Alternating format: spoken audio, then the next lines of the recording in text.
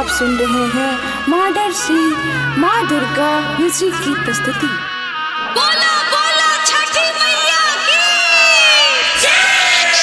उपस का हाथ उठलिए पूरा कर सपना है, पूरा कर सपना।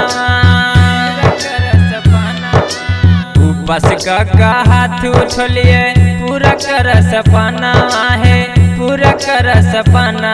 लालनमा कहिया, लालनमा कहिया देवे हे छठी मैया, लालनमा कहिया देवे हे छठी मैया।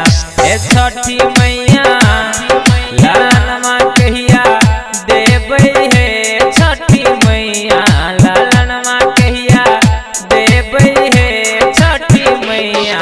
लालनमा कहिया, लालनमा कहिया देवे हे छठी मैया, लालनमा कहिया देवे हे छठी मैया। बोला बोला छठी मैया की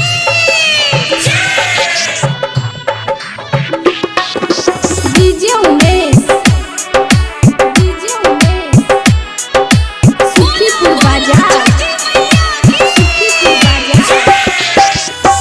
और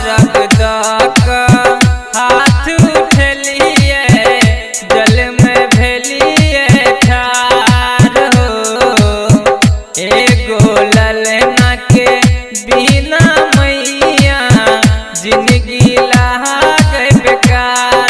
लालनमा कहिया देवे हे छठी मैया, लालनमा कहिया देवे हे छठी मैया।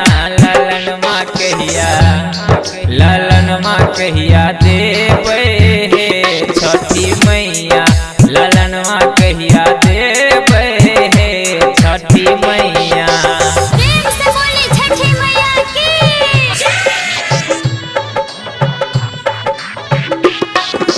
डीजे उमेश, डीजे उमेश, सुखीपुर बाजार, छठी मैया की सुखीपुर बाजार। टोला परोसा के ललना के देखी बहैया खिसलो रहे। हमरो फकीर पा करिया मैया बनियो नया कठोर। सुनियो ने ज्ञान संतोष के कहानवा, सुनियो ने ज्ञान संतोष के कहानवा।